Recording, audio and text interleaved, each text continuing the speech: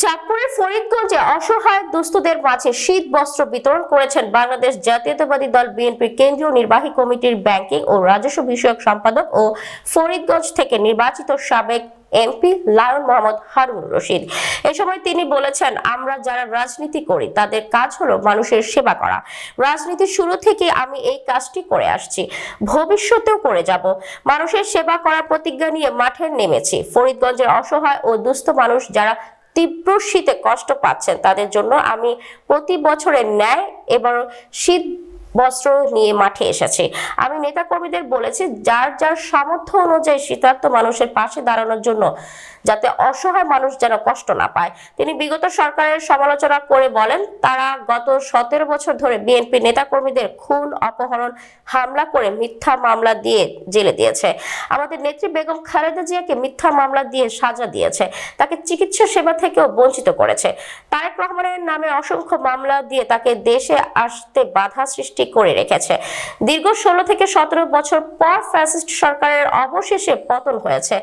কথা বলার, সভা সমাবেশ করার স্বাধীনতা পেয়েছি এখন আমরা। তারা এদেশ থেকে হাজার হাজার কোটি লুটপাট করে বিদেশে পাচার করেছে, দেশের অর্থনীতিকে পঙ্গু করে দিয়েছে। বিএনপি ভাইস চেয়ারম্যান তারেক রহমানের নির্দেশিত 31 দফা বাস্তবায়নের মাধ্যমে দেশকে রক্ষা করতে হবে এবং আগামী দিনগুলো আমাদের একমাত্র উপায় ঐক্যবদ্ধ থাকা। 26 জানুয়ারি রবিবার বিকালে রূপসা আহমদিয়া উচ্চ বিদ্যালয় মাঠে বিএনপির সাবেক সাধারণ সম্পাদক রবিউল ইমাম বাবুর সভাপতিত্বে ও পৌর যুবদলের সাবেক যুগ্ম আহ্বায়ক পেয়ার আহমেদের পরিচালনায় তিনি এসব কথা বলেন।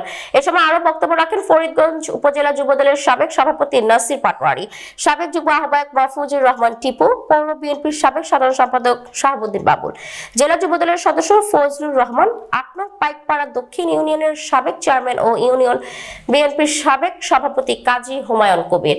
শীতবস্ত্র বিতরণ পূর্বে তিনি ফরিদগঞ্জ ডিগ্রি কলেজ ছাত্র সংসদের সাবেক ভিপি ও পাইকপাড়া দক্ষিণ ইউনিয়নের সাবেক সভাপতি প্রয়াত শাহ আলম মুকুলের কবর জিয়ারত করেন নেতাকর্মীদের নিয়ে। এছাড়াও তিনি রূপসা বাজারে হেঁটে ব্যবসায়ী ও জনসাধারণের সাথে কৌশল বিনিময় করেছেন। শীতবস্ত্র বিতরণ সভায় উপস্থিত ছিলেন পৌর বিএনপির নেতা হারুন রশিদ পাঠান, পৌর যুবদলের শাওন পাঠান, রূপসা উত্তর ইউনিয়নের সাবেক সাংগঠনিক সম্পাদক আব্দুল জলিল সহ উপজেলা ও বিভিন্ন ইউনিয়নের নেতৃবৃন্দ উপস্থিত ছিলেন। সেটা ব্যাংকে আছে, সেটা মনে হয় 11-12 কোটি টাকা হয়েছে, এটার জন্য তাকে জেল কাটতে হয়েছে। আসল ব্যাপারটা হলো, এই দেশে যাকে যেভাবে ফাঁসানো যায় কোনো ব্যাপার না। অনেক মানুষ খুন হয়েছে। আমাদের কত নেতাকর্মী এই পর্যন্ত এত বছরে, গত 17-18 বছরে কত নেতাকর্মী খুন হয়েছে, সে খুন হয়েছে, এটা সবকিছু আপনাদের জানা আছে। আমরা মুখ ফুটিয়ে কোথাও কোনো কথা বলতে পারি নাই। আমরা কি লুটপাট করছি? যারা লুটপাট করছে তারা কিন্তু ভালোভাবে এই মনে করেন দেশ ত্যাগ করছে এবং টাকা পয়সা যা লুটপাট করছে। এখন আমাদের দেশে টাকা পয়সার অভাব, ব্যাংকগুলো খালি হয়ে গেছে। কিভাবে হয়েছে আপনারা সেটা জানেন। আমাদের দেশের খালেদা জিয়া, যিনি 2008 সালের 23শে ডিসেম্বর হাজীগঞ্জ পাইলট স্কুলের সামনে আপনারা সবাই দেখছেন,